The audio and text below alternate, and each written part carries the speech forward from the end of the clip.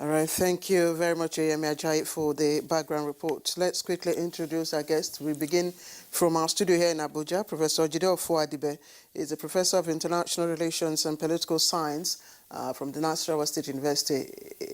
Thank you very much, Prof, for joining us. Thank you very much. All right, and also joining us from our Maiduguri Network Center, Professor Khalifa Dikwa. He is an analyst of international affairs and politics. We appreciate your presence this morning, Prof. Thank you. Good morning. All right. We're also expecting one or two other guests. Kinsley, you want to start? All right. Let's begin with the two professors who are with us in the meantime. Professor Adibe, it's an open-ended question that I will ask. The elections took place 6 days ago, and by the weekend, of course, most unusual, at least in recent times, we got to know of the emergence of former Vice President Joe Biden as the president-elect, along with a woman. The first time that a woman has been elected to become, from January next year, 20th of January, a heartbeat away from the presidency. What are your thoughts on what has played out in the U.S. and what's played out now with regard to the presidential election? Thanks a lot, Kingsley. First, let me start by saying that yes, it is true that Joe Biden has been declared the president-elect. Remember, it was the Associated Press and a few of the major, media houses that called him. It's already, the election has been called for Pennsylvania. It's not that the counting there has been concluded. It was just called. And we don't know, he's putting up a resistance, and that will be the second time in American presidential history that's happening. The first time you have to go back to 1800 when John Adams, the second American president, refused to vacate.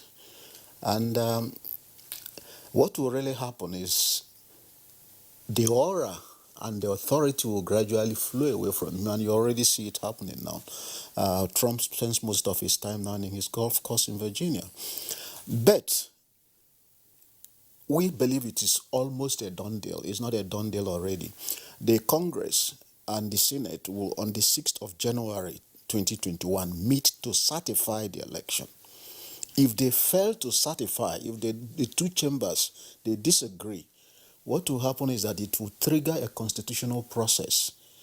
And the next in line to succession, which is Nancy Pelosi, the Speaker of the House of Representatives, will simply become the next acting president, because there is no provision in their constitution for, extending the time. So if by the 20th of January, this impasse continues and neither is formally certified by both chambers of the House as elected, then we are in for another thing. That's Nancy Pelosi becomes the president, the acting president. But until then, we have to wait. We are just waiting and seeing what will happen. If he's certified, then the same Secret Service people that are guarding him will be the same ones to escort him. In fact, gradually escort him away from the White House. And, if there is any consensus in America, it's about their democracy. And they don't joke with it. So that even the key Republicans are gradually beginning to sound differently. You'll notice that Mike Pence has not been speaking a lot. Everybody is being very careful because nobody wants to question American democracy. They don't want to question the key ingredient around which Americans have built their consensus. So for them, it's something unusual. But then Trump himself is an unusual candidate. And whatever we may say of him, he's also hugely popular in his base. Don't forget, Joe Biden so far has got 75 million votes. He has got 71 million. This is even better than he did in 2016 when he got 62 million plus. So he is not an unpopular candidate. Among his base, he's extremely popular. The second highest, in fact, if you use popular votes as a metric for measuring the popularity of candidate, then he's the second most popular presidential candidate in American history. And if you look at the division of the votes, Currently, Biden is getting about 50% of the popular votes. He's getting 47, which means either America is very polarized, or within his own base, he is hugely popular. And you have to go to understand where his base is.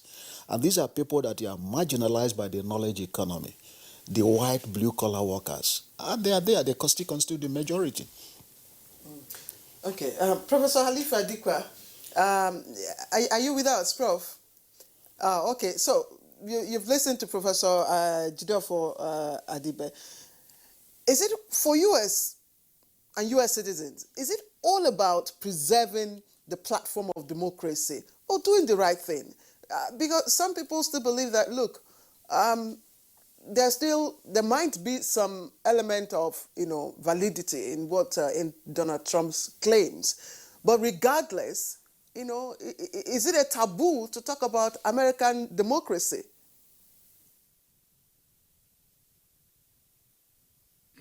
Good morning again, and I appreciate your program, Kingsley, the oxygen of this program, and then you are clear about the people of the Shehus Palace behind me are greeting you where you met the children the other time in Maiduguri.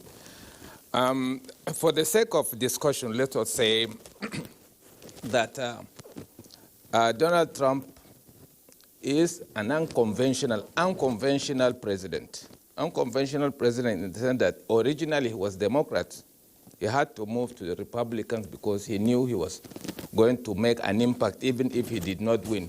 He will at least win fame as a businessman. Secondly, he has never been used to lose in any case. And therefore, he was a fighter and so on. I think he believes that everything can be run like a business. And thirdly, it is the era. We see that ideology between Republican and Democrat has already collapsed.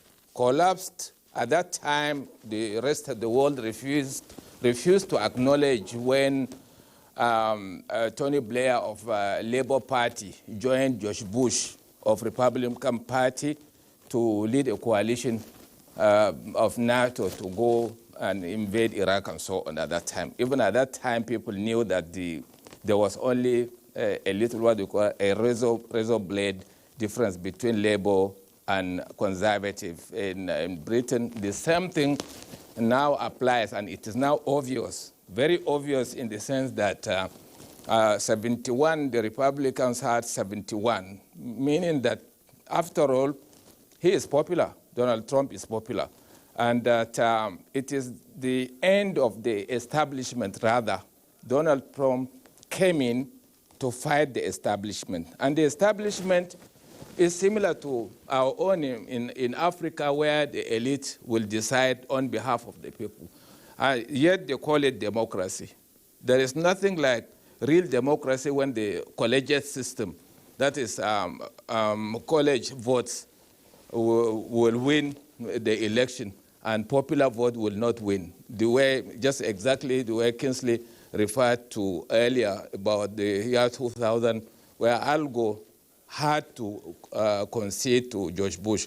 Even at that time, if it were Al Gore were not under the influence of the establishment, Al Gore will have contested the thing like Donald Trump is doing. He's the only outsider because the establishment always had an influence on both Democrat and Republican. They always send their own to run White House through the mega banks, Wall Street, and so on, to have it their own way. And they are less than 1%. That is the particular 1% that Bernie Sanders of Vermont, Sanders, always referred to them as the bad people who are few, messing up with the 90% of the world resources.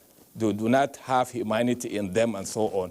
This is the thing that, and Biden has been part of the establishment because he was working across party lines for so many years as a senator before he was taken as running mate of Obama. Therefore, the establishment is very much comfortable with Biden. because establishment to them is permanent interest. And those permanent interests, again, couldn't convince Donald Trump to do their own tradition of staging or maneuvering, lying to stage a war to invade a country. Donald Trump refused. Actually, he was even withdrawing the troops.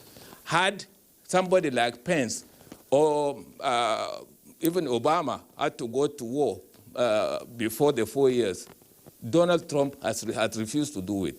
Again, the influence at that time, people should understand what they have intelligence. The intelligence could be lied upon, could be bribed, could be, we call them lobbied, in order to go and tell lies that XYZ countries are a threat to America, and therefore it is better to invade them. Even everybody knew the truth. They wouldn't talk. The mainstream media will not talk about it. And that, again, it is a history in the making of a black lady, for the first black lady, black woman, for Asian American, and then actually even Biden is he not Irish? He has some Irish.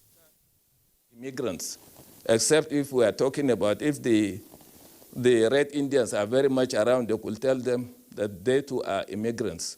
And this is a rhetoric that Donald Trump played around with it.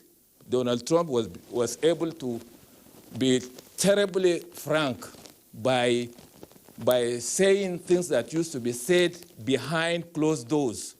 Behind closed doors, all this systemic racism and so on, including the collegiate system and so on, was initially not just for convenience, but for racism that those areas, a particular region of America, was full of blacks at that time. So they wanted it that to control it through the college system. And secondly, they did not want women to even vote. And just 100 years ago, that women were allowed to vote under the 19th Amendment and so on. All these are tricks of the establishment. Establishment are running war right from the days of Obama. Obama, at the same time that the economic crash in the United States of America exposed so many things. The mega banks and so on were so exposed, and that so many companies had to lay off, including the intelligence. So many ex-CIA and NSA and FBI and so on were laid off, and they started talking, exposing things that they were made to do and so on at that time. And you see that they were above the law prior to the meltdown. Today, it is no longer possible with technology and so on for all these intelligence agencies conniving with another capital of the world to even topple a government and so on, because people from America, because when we say America, Nigeria inclusive, because the, Nigerians are the most productive, Okay, Professor Dukwa, thank you. Thank you for your in-depth analysis there. We'll return to you in a moment. I'm told that we have our other guests, of course, the one joining us via Zoom, Ambassador Akin Fayemi, his former Nigerian ambassador to France and Monaco. There he is. Thank you very much, Ambassador Fayemi, for joining us this morning. Please stay with us. We'll get to you presently. Professor Sam Egu, of course, Professor of Political Science. Prof, it's been a while. Good to see you. Yes, I've been managing my life. Good to see you. Okay, so we'll get back to all of you. Professor Adibe, I just clear, yeah. since we have the Zoom on, and sometimes we have issues with the connection. If the Zoom is clear now and Ambassador Fayemi is online, perhaps we can bring him into the conversation, so that Adibe is right here with us and we can fire questions at him at will. Okay, I'm told it's Skype, not Zoom. Actually, whichever. I mean, it was with us via some remote connection. Ambassador Akin Fayemi, give us your take on the U.S. presidential election and its outcome. There appears to be tremendous relief all around the world, considering the deluge of congratulatory messages to the president-elect and vice president-elect. Thank you very much for having me. Like my other Well, Wow. just as well. I was talking about the devil, and you can see You have become the octopus. well, the devil has, octopus is a predictor of good Yes. fortune sometimes. So So we saw that in the World Cup. All right, Let, Claire. let- I let me think they take on Professor that Dibe. one out. Yes. Yes, let me take Professor Dibe. I asked Professor Dikwa a question, and the question is simply, should the platform of democracy take precedence over, alleged infractions in the electoral process? Thank you very much, Pat. Before I answer that, let me just make a brief comment about what Professor Dikwa said. I've had these comments, a number of Nigerians making, or rather mocking, the electoral college system and implying that it negates the whole idea of democracy. That's actually not quite true. When they were framing the Constitution, in the U.S. Constitution, the number of states, the sheer size of the country, meant that electing the president directly was not very feasible.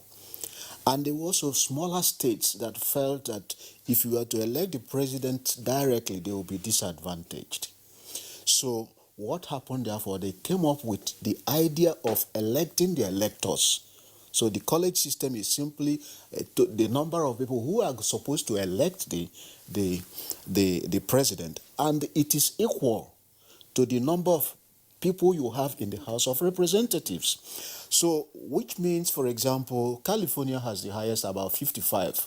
If you win California, say by 1 vote, you get all the electors. But 2 states differ. The state of Maine and Wyoming, they allocate these seats proportionally. So there's nothing to say that it negates democracy because you're using the electoral college system. As a matter of fact, in those days, the southern states highly favor that electoral college system because they conducted census. In those days, the slaves were not allowed to vote, but they were regarded as 3/5 of humans, and were counted. So by taking their own population, the southern states, we also felt that this was good for them. So every slave is 3/5. That helped them also in the representation. So there is nothing really to say that because you are running an electoral college system. It's just like saying, for example, when you elect the prime minister, because in the parliamentary system, the parliamentarians, or rather the leader of the party in the majority, becomes the prime minister. Therefore, you say it's not democratic. I am not too sure I agree with that. The other small point that he made that I am not too sure I also agree with was when he said Donald Trump didn't want to go to war. No, the whole point was that he talked about America, putting America first, and that he didn't want to put any American lives in danger. So that was also part of what we call Trumpism, playing to the certain base, to his base. We don't need, this is about America. We more or less moved into isolationism. It's not because he was averse to war. As a matter of fact, he was threatening, he was threatening war with North Korea, though we know that it's part of his rhetoric.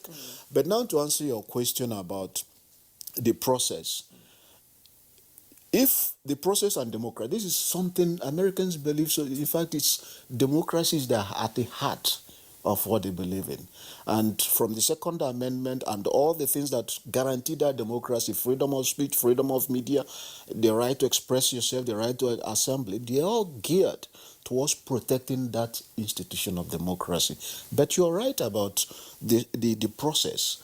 And this is not going to be the first that the process has been questioned. Remember Gore and George Bush, the charred votes we heard about. So people have always questioned the process, but they are trying to say, when you use terminologies that remind Americans of banana republics like African, and you start talking about rigging, this is one of the things they don't want to use, that kind of terminology. And you start talking about voter fraud. And he had been saying that for a long time in a bid to discredit the process. In fact, for Donald Trump, there were only 2 alternatives. It's either he won or the election was rigged. So that's what people were uncomfortable with. All right. Thank you very much, Professor Adibe. And just to add, before we bring in again Ambassador Akin Fayome, with regard to the electoral college system, on account of the legal tussle that arose from the year 2000 election involving then Vice President Al Gore and the challenger George W. Bush, who eventually won. The difference was just 537 votes. I gave him the total electoral college votes in Florida, and it was on the basis of a Supreme Court decision 5-4 was split. There was a commission that was set up. It was headed by former President Jimmy Carter that said, look, the electoral college system has served the U.S. well, and that the system should be retained. Perhaps going forward, it will be the business of Americans to continue to consider whether the indirect system of election of a president will subsist. Ambassador Akin Fayome, let's have your thoughts on what has played out in Washington and then the echoes that the rest of the world is catching. Very much once again. Like I told you, you could see the outpour of messages that went to President Biden. That itself speaks about. It means that the whole world heaved a sigh of relief. Nobody wanted another 4 years of Mr. Trump with all this divisive politics and other things. The idea that the Electoral College was what saw him out, coupled with the fact that the votes itself, over nearly 4 million votes, that Mr. Biden had over President Trump. I think combination of both the Electoral College votes and the popular votes clearly demonstrated that the Americans were quite happy with Mr. Trump. Although he still got about 70 million votes, I was surprised by that. I expected a landslide for Mr. Biden, but it shows the character of American politics. But all the same, the important thing is that Mr. Biden won. The whole world was actually supporting him. You could see within hours messages from all over Europe, even from Nigeria, here our president, even from individuals. He has started receiving messages. Nobody is waiting for Mr. Trump's so-called legal procedures.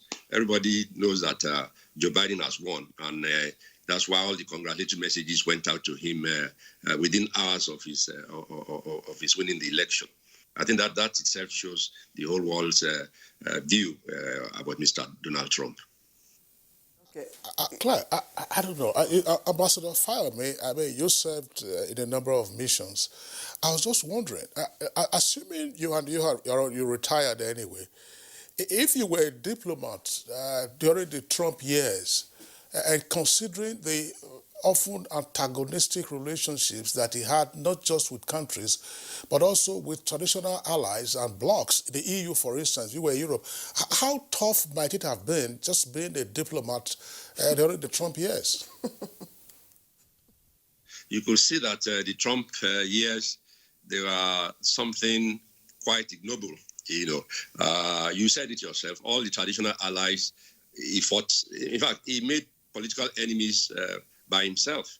He was chasing shadows where there was nothing substantial. He made enemies with Mexico. He made enemies with his neighbors, Canada. He made enemies with NATO and all the European countries. He made enemies with Macron, with Angela Merkel. Not to talk of coming home to Africa, the African continent. He never stepped foot here throughout his 4 years. And all his pronouncements, he had nothing good to say about the African continent, not to even talk of Nigeria itself. Traditional allies, he made enemies. He went to North Korea, praising the young man there. He went to Putin. Mr. Putin is his good friend, and all that. Jettisoned all the traditional norms of diplomacy. He pulled out of WHO during the pandemic when everybody was supposed to really come together. He wanted to cut down even from WTO. That's why we had this problem with Dr. Ngozi Okonjo-Iweala. Mr. Trump actually ran a government that everybody wanted to see the back of. And that was exactly what has happened. He was never the diplomat. He was a businessman, he said it himself, and he ran the American presidency like he was doing The Apprentice. So you could see that at the time, even career diplomats, many of them, more than 40 or 50 of them, wrote a letter, a stinging letter to the president, and many also even withdrew, resigned from the Foreign Service. He didn't perform the way a diplomat will expect America, number one superpower, to behave. It was quite unattainable, and everybody is actually happy to see the back of Mr. Trump. Thank you, Ambassador. Professor Sam Egu, Professor of Political Science, has been very quiet with us. So let me just, Prof, let me get you to talk now. It was quite a close race, you know, maybe 71, 75, and all that. Took too close. It would appear that there were some very noble now elements in the policies that Donald Trump, you know, implemented that garnered him such, you know, massive votes, regardless of the position of Joe Biden now. Well, I think that's a very interesting question. But I just, let me express an opinion on the value of the Electoral College versus the basic democratic principle.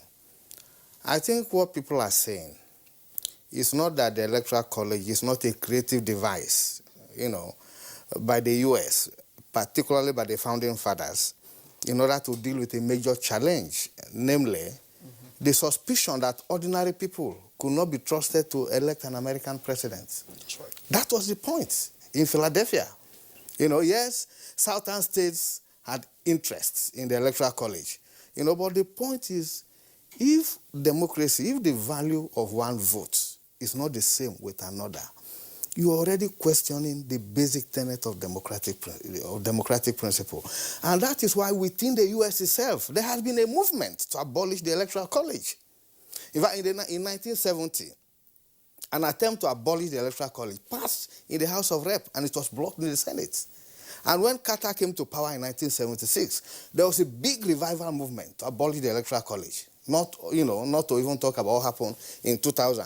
I think what people are saying is that the basic tenet of democracy, you know, appears upturned by the Electoral College principle. That is not to say that it is not a way of dealing with the challenge they faced at the beginning. Now, when you talk about, so that's the point I wanted to make. Now, if you come back to the question of the policies that Trump pursued and so on, and why he garnered so much votes, I think you need to understand two important issues. One of them is that Trump was reacting to the contradictions of global capitalism. Now, it is quite interesting that when Trump came and said, look, I am here for America, we are not for any other country, and abandoned all the allies, there's something that he was saying. You know, it's also interesting to note that the world order, as we have it today, was created by the U.S. after 1945. So if Trump came and upturned that order, which was based on multilateralism, you know, the power assigned to the IMF, the World Bank, NATO, and he is appealing to national sentiment. He was simply talking about the way he thought the American economy was faring vis-a-vis, you know, the other, partners, in the world economy. So my point, therefore, is that there is some element of economic nationalism in what he was saying. And historically, that is a contradiction, that is a tension in the global economy, the tension between the global imperative of accumulation and domestic imperative, you know. So the fact that Trump then came to challenge that legacy, you know, of the U.S. in creating the New World Order must be seen in the context of what he thought was a way of rebuilding American economy and reasserting the interest of the U.S. The second point is that as we agree that Trump has been very divisive in his politics, I think what people don't seem to understand is that he came to power questioning the very essence of the American society, you know. Namely, he kept on asking, where are the whites? Where are the owners of America? You know, and yet Trump himself was somebody who actually migrated to the U.S., you know, again, upturning the history of the U.S., because virtually, 90% of Americans are strangers. The owners of America, the Red Indians, have been killed and pushed So all Europeans there, nobody can claim, to be, indigenous to the U.S. So if Trump himself, who actually came from outside the U.S., can then question that history, it became very embarrassing to American people. That, look, what you are saying is not the history of our society, because all of us here are strangers, and the search for liberty and freedom brought us here. And I think, so he has that constituency, that he kept on appealing to. So I think we need to also look at that very carefully. Well, Professor Sam Ego, I still like to stay with you. Some of this historical perspective is interesting. I mean, what happened to the American Indians after Christopher Columbus landed in the U.S. and the extermination that began, that the remnants were now pushed to the reservation areas. They continue to win some rights. The American Indians, there was a recent decision by the U.S. Supreme Court, for instance, that awarded large tracts of parts of Tulsa. Tulsa is in Oklahoma. To the American Indians, and so that's part of the reservation that they now have. But one thing that I would like us to also dwell on before perhaps we get back into other aspects related to global politics, process of election and electioneering in the U.S. We mustn't lose sight of what played out after voting on Tuesday. At some point, Donald Trump, who is threatening to go to the courts by today, of course, being egged on by the former mayor of New York, declared himself president, even when the votes had not been fully counted.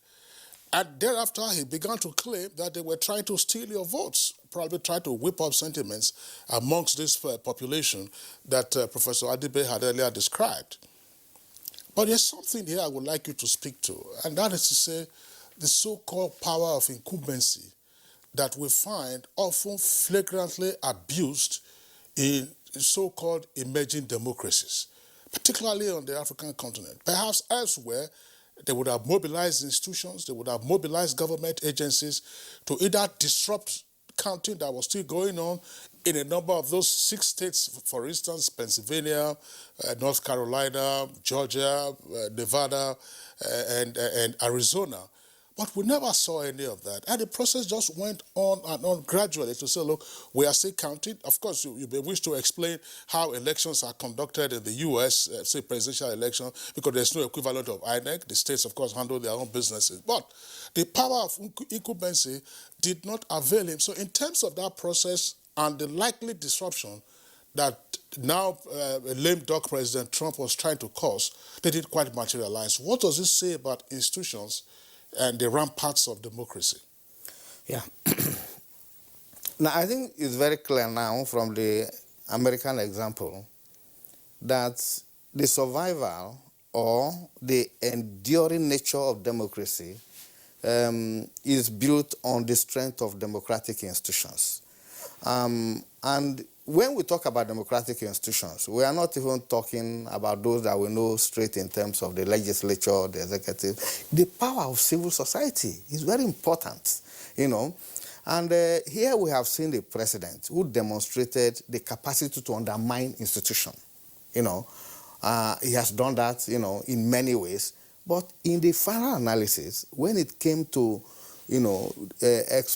expressing opinion about whether he should have another 4 years, the people of America spoke in a very definite way, such that Trump was not even in the position, to continue to mobilize.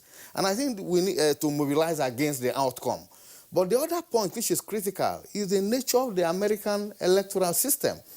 The fact that you don't have an equivalent of INEC in which a president can appoint members into and issue directive and then say, this is the outcome that I want.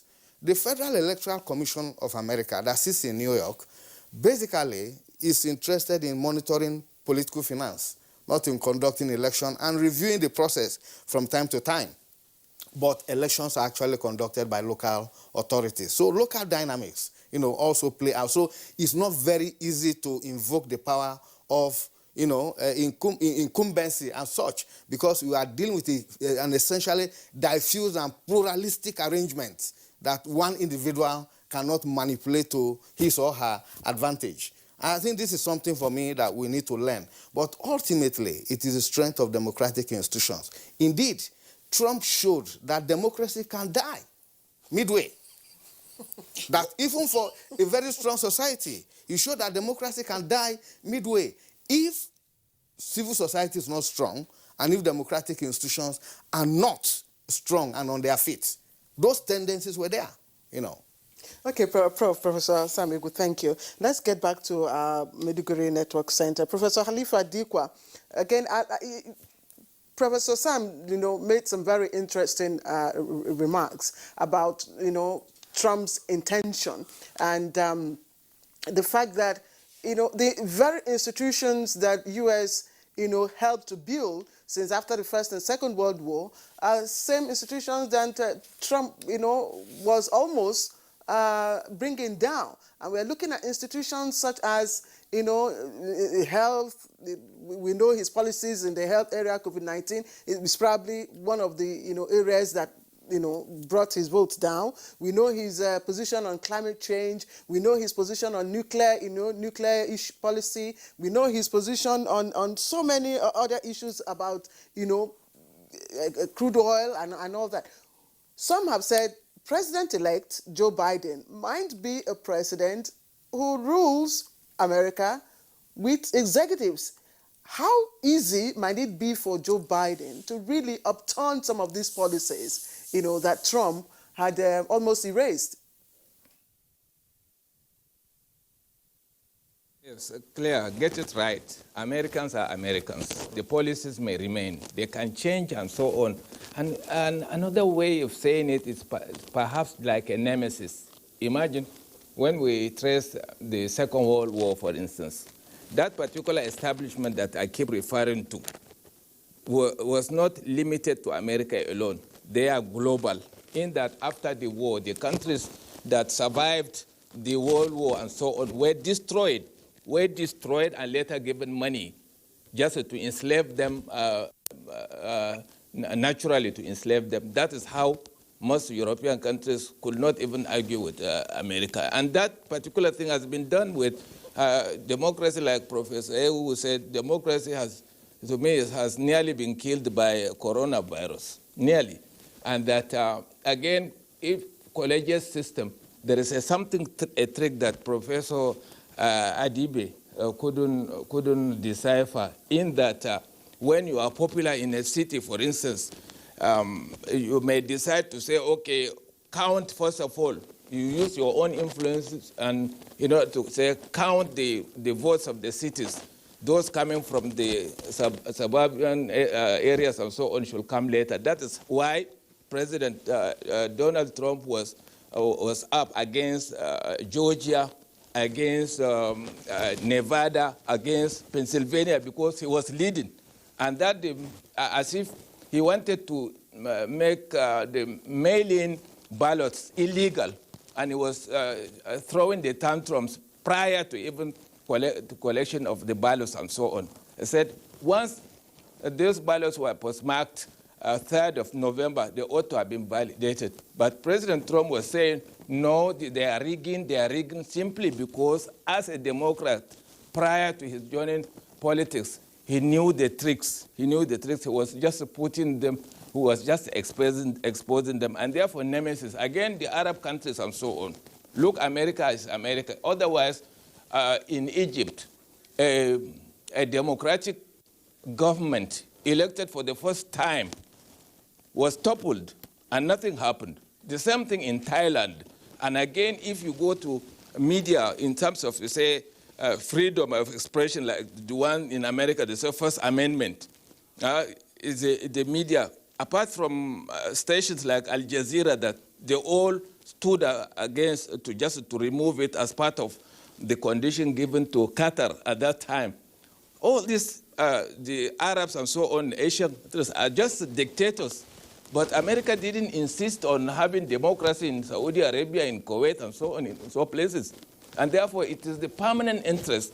And therefore, to me, it is a bit too rash to congratulate President-elect Biden without sending a word to the sitting president, because 2 months in power is not a joke, because he can equally send, because he is just against the system, against the protocol, against the political correctness. He may sign something that prior to the coming of midday on the 20th of January, where the communications will be cut away, even his belongings may be removed by the workers, they will stop talking to him. In between, so many things can happen, he can do so many things. And again, it was Donald Trump who told the Arabs and other countries of Europe and so on to increase their defense budget, because there was nothing like free security for them. He made them to sit up in order to pay more. And therefore, he was just telling them what they ought to do. And he stood up to China.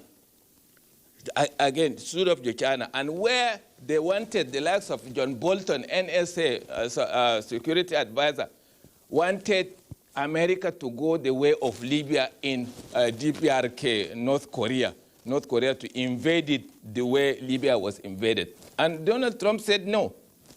He knew, he had more information in that even if America had gone there, there wouldn't have been a coalition like Britain joining America, France, and so on to go and to join America, because the money they spent over Iraq, they're still licking their wounds about it. And therefore, he discovered that the coalition is no longer intact, and therefore it is better to fight them so that the people will say, and calling even the media used to drive all these narratives and so on. And again, you see that it is a plus for the rest of the world to see that leaders particularly of Africa, leaders should now get a word that if Corona could just teach a lesson to our own leaders, it is better for our own leaders to just look inwards, to tap our own resources, human and material, to look inward rather than depending on a country like America, the most indebted nation in the world, to the tune of over $21 trillion, getting a debt and then assisting you, always relying on America is not a good thing. This is the time for the rest of the world to think inwards and stand on their own rather than be waiting just to play whatever it is said there. And therefore, to me, it's disingenuous to write off Donald Trump at this. All right. Thank you very much, Professor Dikwa. We'll come back to you later on in the conversation. Once again, I want to bring in Ambassador Akin Fayomi. The rest of the world, as has been indicated, is excited about the emergence of Joe Biden as president-elect. But it is obvious that the slate of issues on which the American voters cast their ballot were utterly American issues. Probably there were no global issues to be considered when the voters were voting. But here we are, there is excitement around the world, so that going forward there might be no disappointment. What, in your opinion, should be that the approach or the attitude of other countries that ordinarily have chummy relations with the U.S. to reset those relations and be sure that those relations can be now mutually profitable to both? I'm here specifically now talking about Nigeria and the U.S. Nigeria was never on the ballot in the U.S., but what can we do to ensure that we try to maximize the relationship of a new president in the White House beginning January 20th next year? In fact, that's one of the major areas that I was actually waiting for you to comment upon. Indeed, relationship between Nigeria particularly and the U.S. has soared over the past 4 years. We used to have it very chummy, but from President Trump's attitude and approach, you will see that Africa did not even feature throughout his 4 years. I mean, in the sense of being presidential. He sends his Secretary of State here and there, good enough. But other presidents that we've seen, even once during the 4 years, he could attend the African Union Summit as a special guest. giving them the impression that at least Africa matters. You could say, let's have constructive engagements in a partnership, not looking down upon the rest of the world. Let's have friendly relationship that will benefit, that will be of mutual benefit to both countries. That's Nigeria and the US, or let's say African continent and the US. We have so many of that now. Africa, India, Africa, China. They have forums whereby they meet once a year or once in 2 years. Some people call it photo opportunities, but I would rather say that these are, it could look trivial, but important things are actually done when you meet face to face. Not just at the UN General Assembly where you see each other for 5 minutes and all that, but then when you sit down, you go for a summit for 2-3 days. The chemistry between leaders come to play. And with that, you're on first name basis, you can pick up the phone and call each other. Like we have security issues, the president should be able to call the American president and say, look, are you guys going to come and help us here? How are you guys going to help us with power? How are you guys going to help us with agriculture? We had lots of that with President Obama when he was there. And I feel that Joe Biden, having been 8 years as vice president to President Obama, he was part of that administration for the 8 years. They didn't disagree. So I feel we have some sense of optimism that President Joe Biden, when he becomes president, based on that 8 years experience as vice president to a president that took Africa at least a bit serious, I think we can think that there would be some sort of reset in our relationship. I know very well that most of his advisors that are there are also a carryover from President Obama. So he's going to still lean on those advisors. And most of them will tell, look, Africa is a powerful continent. You can't ignore, you do so at your own peril, you see. So even if it's just a matter of having meetings and summits from time to time with African countries, yes, let me be specific now. Nigeria, we have what we call a binational commission with the USA. That's at the highest level. It's chaired by both the Secretary of State there and our Minister of Foreign Affairs. That has gone moribund for some time now, based on Mr. Trump's nonchalant attitude towards Africa. That should be revived. In fact, it can be upgraded to the level of vice presidents, whereby all issues, immigration, look at the visa ban they placed on Nigeria, they singled us out, and then the issue of power, the issue of climate change, which President Obama spent about $2 billion on that Paris Climate Change Convention. Mr. Trump pulled out unilaterally. All that must be brought back on board, on stream. And I use our own example specifically, that binational commission, that was where we used to trash out every issue, from security to agriculture to power to human rights to child, women, participation in politics. That was done every year. That should be resuscitated. And like I said, it can even be upgraded to the level of vice presidents. That means seriousness. And if you go that way with Nigeria, obviously South Africa would be on board, Egypt would be on board, Ethiopia, the problem going on there about the dam and all that. US has to take that leadership role that it used to play. Not to lord it over, but everybody knows that USA is the most powerful country on earth. So the president of the United States is the most powerful person on earth. So he has to play a role. He has to demonstrate that, look, we are partners, and we have to constructively engage each other in a way that will be of mutual benefit to our two countries or to our continent. Thank you very much. Ambassador, thank you very much. Just before we go on a short break, I'd like Professor Jideofor Adibe to also speak on two issues. During Donald Trump's period, we know that U.S. buys oil from us. The fact that he was not a fan of climate change, and the fact, of course, of the discovery of shale. There's had to be, Jideofor.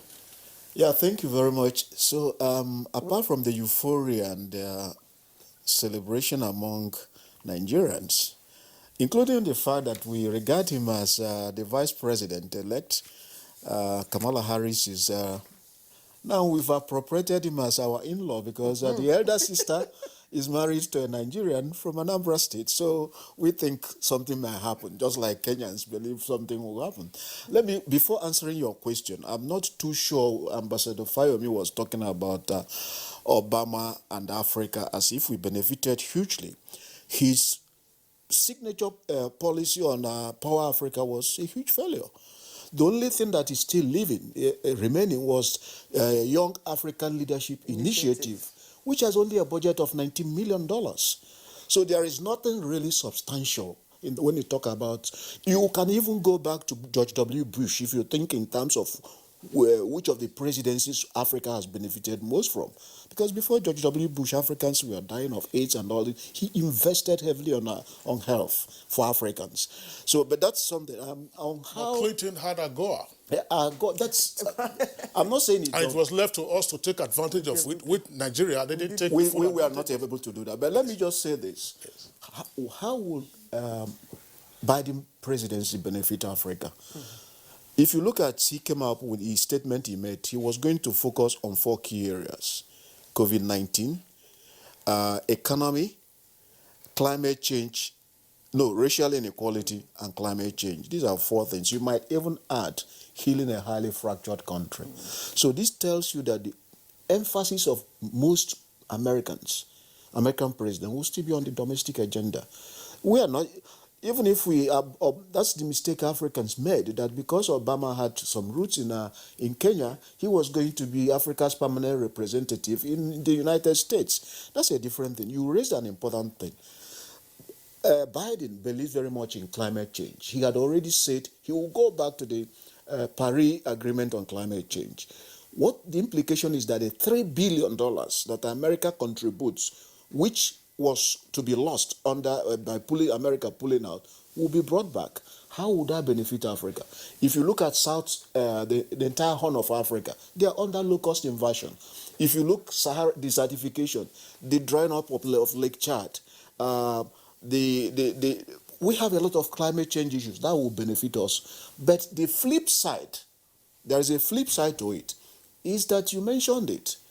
The demand on Nigerian oil has been declining under Trump. Don't expect it to be reversed. We expect actually that Biden is going to invest massively in renewable energy, which may further lead to less demand in our own oil. So there are other things. Okay, gesture politics. We expect to see gesture politics, but don't expect him.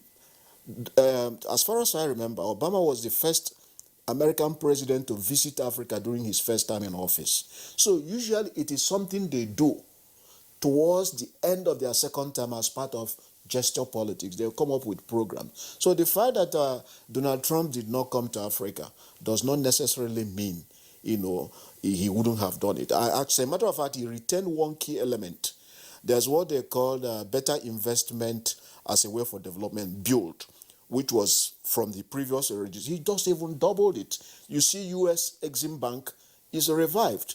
So there are a few finance development corporation came back. I'm not saying that there is always something good that will happen, because some of them have to be by bipartisanship. Biden has said the ban on Muslim countries, he is not likely to call us shithole countries and the rest of them. So we'll see a change in rhetoric. But essentially, foreign policy is driven by national interest.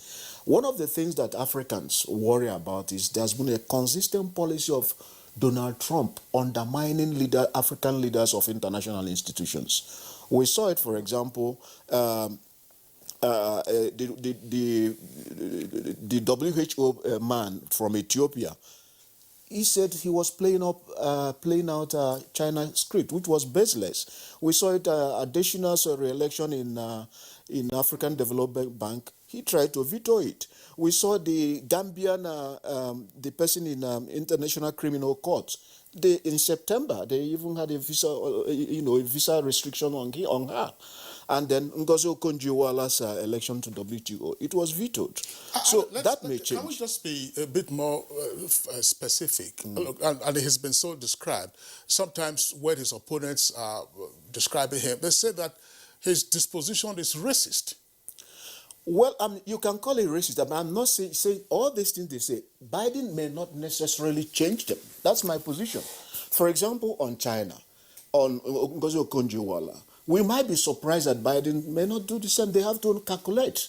Whereas if China is supporting Ngozi, is for her, and then Russia, a resurgent Russia is for her, following Truman doctrine that wherever the other side is, you have to do something to counterbalance it. They might take a different position. That's why I say these things are driven by national interest. Is this a reason why, some, not most, some of the world leaders have been very economical in their congratulatory messages? Israel, Venezuela, and France, for instance, Russia, for instance, very economical. Yes, you can do that because in the final analysis, let's say, for example, when my brother said that, I don't know if it was Professor Egu who said that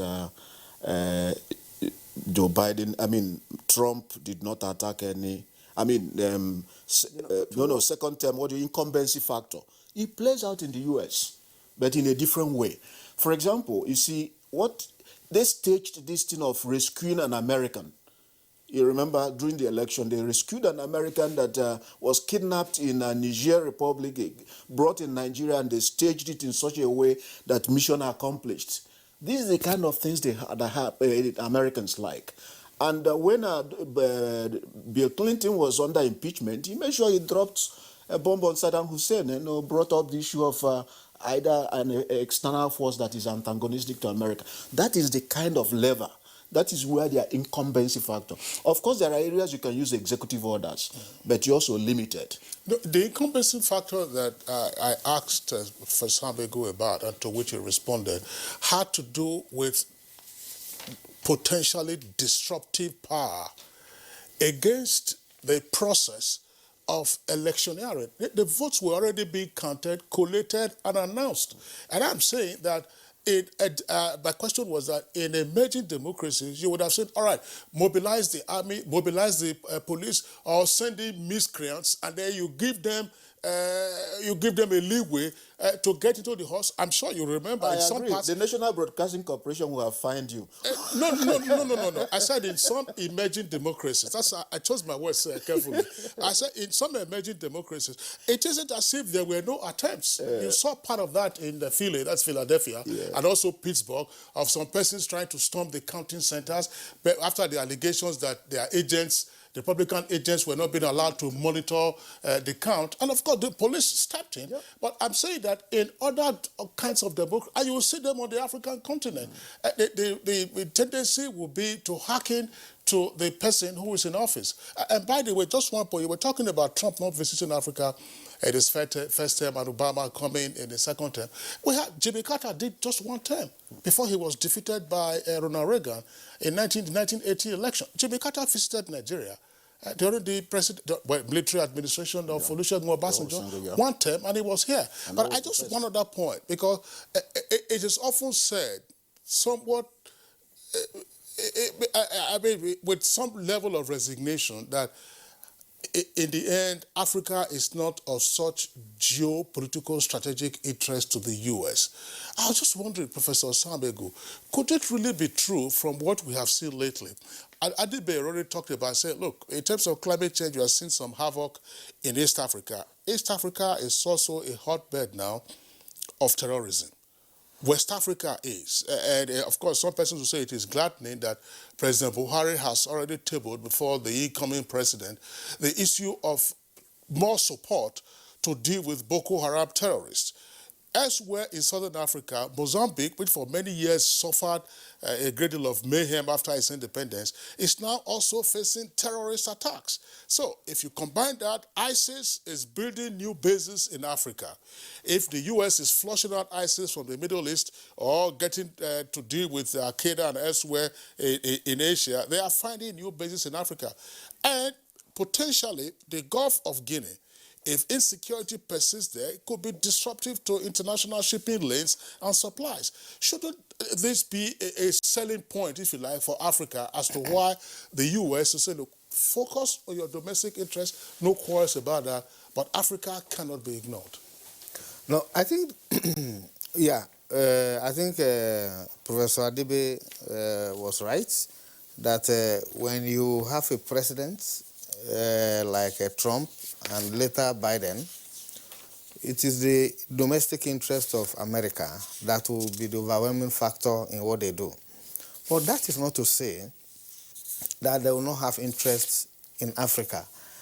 And I think historically, Western nations, and this is not only US, would have interest in developing countries, at least to maintain the same unequal relationship that has benefited them. I mean, you know, as suppliers of raw materials and so on. But the more fundamental issue that we need to look at, and that is a choice that Biden will have to make.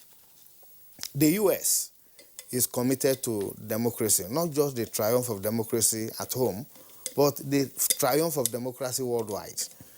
And the way in which the scenarios you are painting across Africa, you know, appears to show is that you may not even have the chance for democracy to succeed at the domestic level in Africa.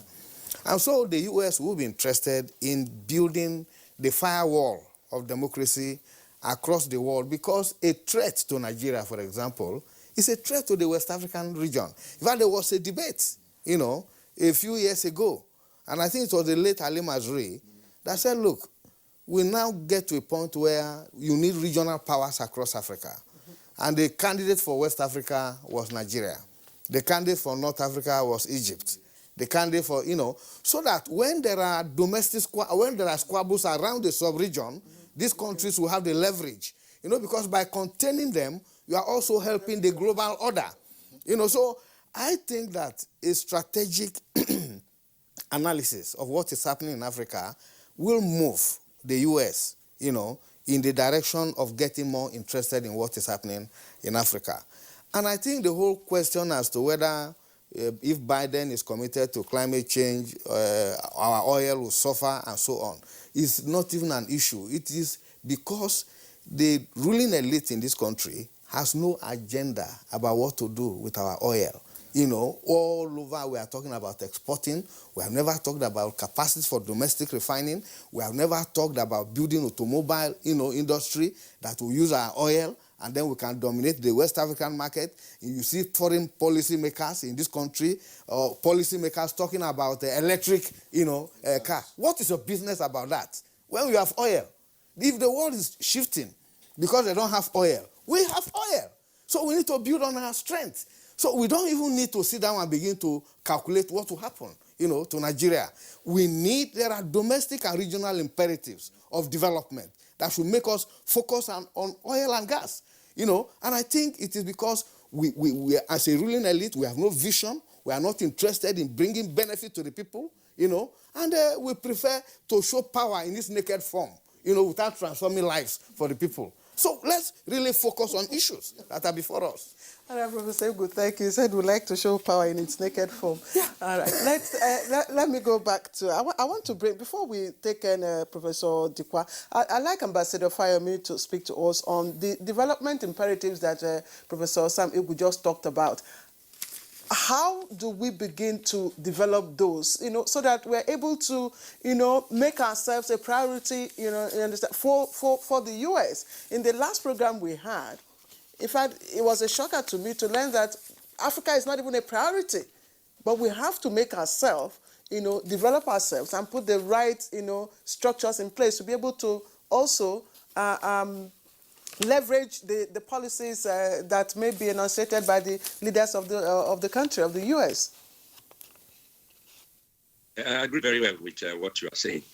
Indeed, the national interest of any country, it's a priority. It's number one. And that means your domestic interest should be in the forefront.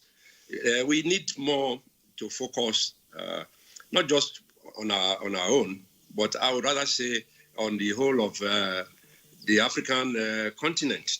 You know, and that's why we started well with this new African continental free trade agreement which we just signed. That is to encourage intra-African trade. I think we need that. We don't really, like Professor Egu said, we don't really need whether America looks at us or wants to do business with us. We are massive. I mean, the whole of African continent if we trade among ourselves, if we conduct business with each other, we can even sideline the West. And I can see that we are doing that. When they weren't too friendly with us, we moved to China. China is everywhere in Africa now. And sometimes it's mutual benefit we have, but mostly it's benefiting the Chinese. But all the same, it's developing Africa, and that is the key issue. Secondly, let's go to Nigeria. We need to be more focused on national development plans. We used to have 5-year development plans, 6-year development plans, which people followed rigidly. You know, you have to have a goal, a focus. But in the last few years, let me say in the last decade or so, plans are just there. We have Vision 2020, will be 28th economy in the world by 2020. This is 2020 finishing. We have not even moved from where we are. We have not even gone backwards. So then we are going to have another national development plan, Agenda 2050 and all that. Let's be focused on our resources. Let's develop ourselves first in Nigeria, our neighbors in ECOWAS. Let's strengthen ECOWAS itself. Then the African Union. Let's trade within Africa. We can complement each other in so many ways that whether we are important to America or to the UK or to France, it will become negligible. Of course, we are in a committee of nations. We still have to have interactions with each other, but we don't have to be dependent on anybody, even for our oil.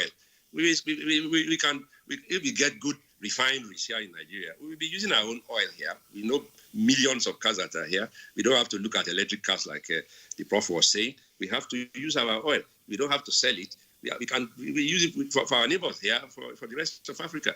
In other words, our goals, our values should be remodeled in a way that it will focus inwards, and then we will be less dependent on any nation out there.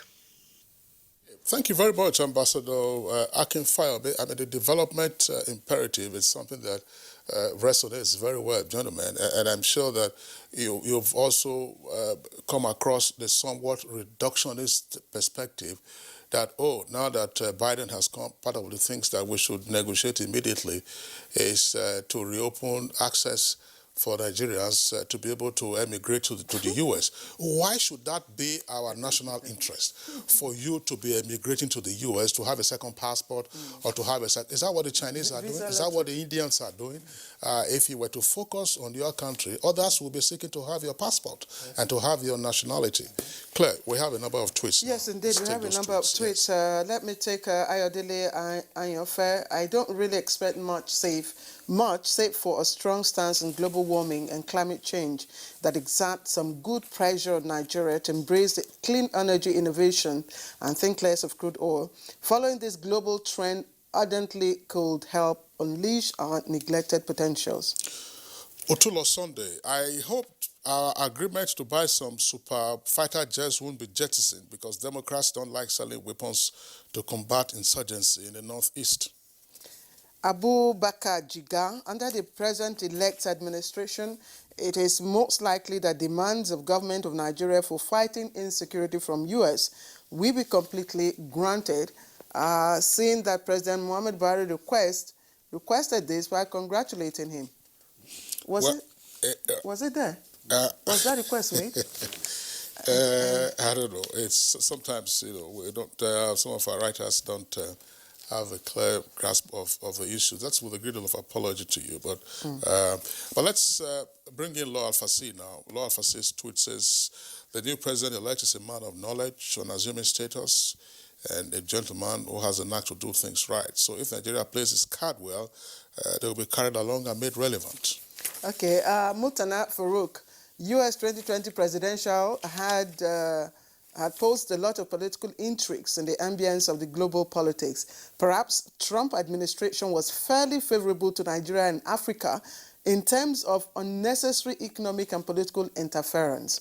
I hope the return of the Democrats will be good for us. I don't know what that means, by the way. It says, Badamasi Adamu Twe says the U.S. election will have an impact on our electoral institution. Surely, sovereignty lies with the people. If there's a good electoral process, and the emergence will bring a new birth of freedom. And the government of the people, by the people, and for the people shall not perish. Mike Ayako, USA should look inward into Africa for the purposes of, you see, this is what we are saying. We should look inwards ourselves, Mike. Anyway. Festus Akimboyewa, Joe Biden was Obama's vice president for 8 years, and neither he nor his principal visited Nigeria. I don't think the election of Joe Biden as president of the U.S. will have tangible benefits for Nigeria.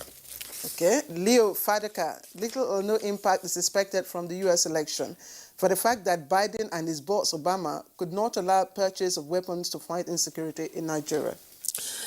Chris Simeon, I hope to see U.S.-Nigeria bilateral relations wax stronger in terms of trade and investments. And then let's rejuvenate our economies by adopting vibrant and holistic trade strategies that will make us soar higher. As the 2023 elections draw nearer, political players in Nigeria should learn from the just concluded U.S. elections. Let's correct the flaws in our electoral process, keep money politics aside, and allow people to make their choice through ballots. Keep money politics aside. There were some videos that circulated about palliatives that were being distributed to American citizens on the eve of the election. I'm sure you saw that. Okay. There were videos that were circulating. I don't want to say specifically, who was distributing what and who was rejecting what, but there were claims that they had stamps of a certain candidate on them, and some of the recipients were saying, no, we don't want that, we don't want that. And so, but they didn't have to break. Some received theirs in the hospitals. Well, they didn't have to break into warehouses. All right, Dele Jack Solomon has an interesting tweet. He says the Nigerian economy is connected to the U.S. economy in 4 ways, and he enumerates the dollar exchange rate, the price of crude oil, U.S. Federal Reserve rate, and China. A Biden presidency, he says, will see massive deficit spending and a refocus on green policies and health care.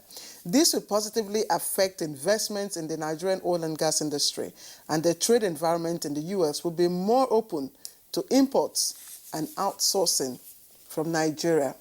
Well, I'm sure we're getting pressed for time now. The issue of outsourcing, why haven't we made ourselves an outpost for outsourcing for a large economy such as the U.S.? That's part of what China started out at before they now gained traction and they began on their own. Vietnam is already benefiting from that, even after the sour relations that they had with the U.S. after they defeated the U.S. In 1975. We have less than 3 minutes to go. Absolutely. So, the other tweets, of course, are coming from Dino Abiodun, Usman Banu Kantu, Comrade Ungala, and Saleh Gulani, Hayatuddin Ladan. Hayatuddin Ladan tweets, both Professor Dikwa and Adibe have made their inputs that American mainstream media can't say. Thumbs up for my Nigerian professors for saying the truth, and especially the NTA for educating Nigerians and the world at large. Okay, just, okay.